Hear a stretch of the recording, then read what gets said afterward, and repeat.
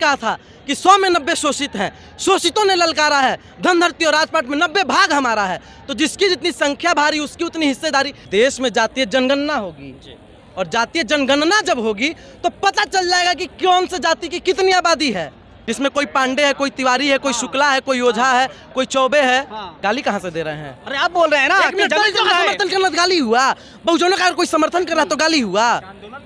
और बंटने कटने का जहाँ तक बात है, मैं देश के बहुजनों को बोलूँगा कि आप लोग बंटोगे तो आपके अधिकारों को छीना जाएगा। तो स्वागत है हमारे चैनल पे। जी बहुत बहुत धन्यवाद और आपके चैनल का आभार।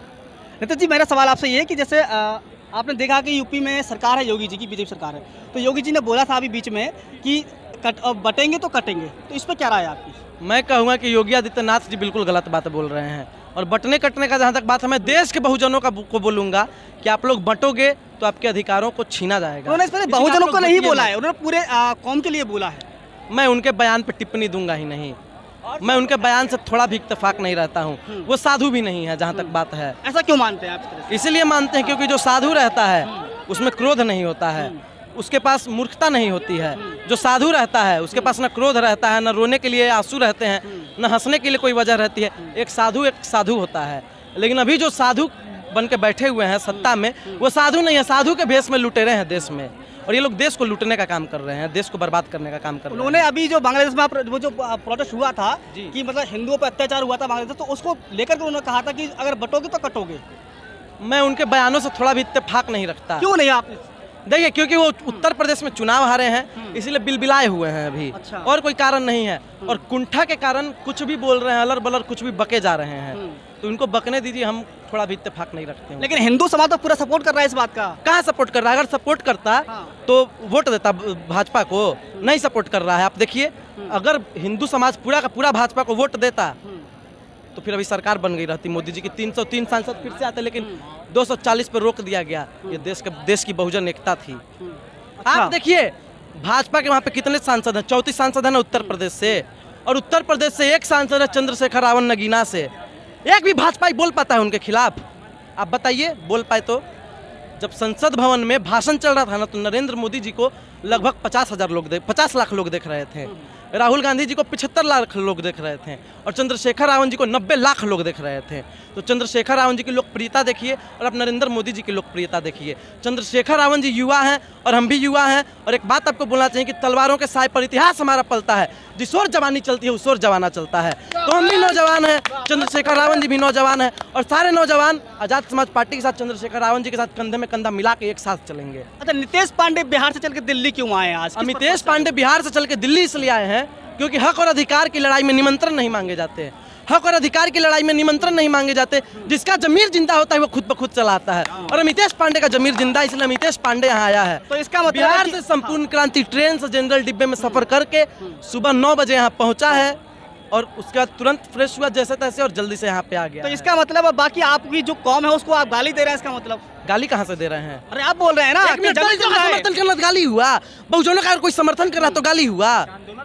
आप अकेले आए हैं ना, और साथ में आपका आया है, बताइए। मैं 10 लोग गिना दूंगा, हमारे साथ 10 लोग और आए हैं, जिसमें कोई पांडे है, कोई तिवारी है, कोई शुक्ला है, कोई ओझा है, कोई चौबे है। तो इस तरह से 10 लोग हम लोग आए हुए हैं। कभी आप अपनी कॉलोनी में गए हैं? कभी? बिल्कुल गए हैं, गए हैं। और आप हमसे एक सवाल और पूछिएगा, हम जानते हैं कि आप काहे के लिए सब कर रहे हैं इतना। तो हम एक बात आपको बोलना चाहेंगे कि हमारे करने से कुछ हो या ना हो, हम जान रहे हैं कि हम सूरज नहीं है कि पूरे पृथ्वी में उजाला ला सके, लेकिन एक स्ट्रीट लैंप है। और जो स्ट्रीट लैंप होता है ना, पूरे पृथ्वी में उजाला भले ना ला सके, लेकिन अपने गली मोहल्ले में उजाला ला देता है। तो नितेश पांडे वही स्ट्रीट लैंप बनने का काम करेगा, अपने समाज का भी विरोध झेलेगा और कुछ बहुजन समाज का भी विरोध झेलेगा, और साथ में काम करेगा, और उसके बाद मनुवादियों की खटिया खड़ी करने का काम करेगा। तो आप भी दूसरी समाज से आते हैं ना? इसी बात पर इनसे पूछिए जी भैया, समाज से आते हैं वो क्रिमिनल के खिलाफ मतलब आप प्रोटेस्ट कीजिएगा। जो अभी आरक्षण का मामला जो है सुप्रीम कोर्ट में आया है, हम लोग का SC/ST में वर्गीकरण के खिलाफ, आप अपने समाज को लेकर उतरिएगा, आइएगा।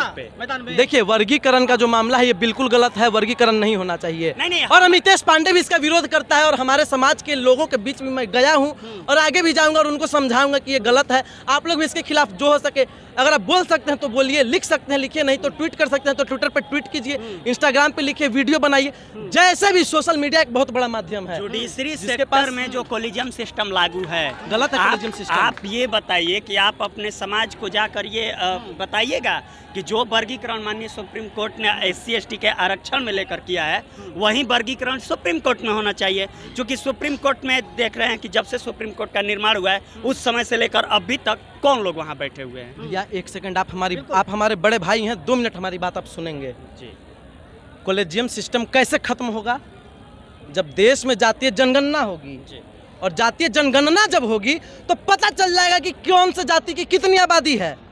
ये तो आपके समाज के लोग ही नहीं चाहते मेरी हैं। यही तो सुनिए हम हमारी बात बोल रहे हैं। बात हमारी यही सुनिए। जो मैंने क्या बोला था? जातीय जनगणना की जो आप मैंने क्या बोला था? नहीं, सुनेंगे। आप जातीय मैंने बोला था जनगणना ना, की जो गछुआ आप के बात बोले थे बोल ना, रहे हैं, जातीय जनगणना की जो आप बात बोल बोल लीजिए। रहे हैं, हमारा कहने का मतलब यही है कि आप अपने समाज के अनुसार, आप अपने समाज को लेकर रोड पे उतरिएगा कि इस देश में जिसकी जितनी संख्या बारी उसकी उतनी हिस्सेदारी मिलनी चाहिए, और इस देश में जातीय जनगणना होनी चाहिए, ताकि जो दबा कुचला जो वर्ग है, जो भी हाशिए पर खड़ा वर्ग है, उसको उसका अधिकार मिल सके। हम ये जानना चाहते हैं अमितेश पांडे से। देखिए, मैं बार बार बोल रहा हूँ, मैं उस बिहार की धरती से आता हूँ जहाँ पे बाबू जगदेव प्रसाद हुए, और उन्होंने ही कहा था कि 100 में 90 शोषित हैं। शोषितों ने ललकारा है, धन धरती और राजपाट में 90 भाग हमारा है। तो जिसकी जितनी संख्या भारी उसकी उतनी हिस्सेदारी बिल्कुल होनी चाहिए, और जातीय जनगणना से ही ये संभव है।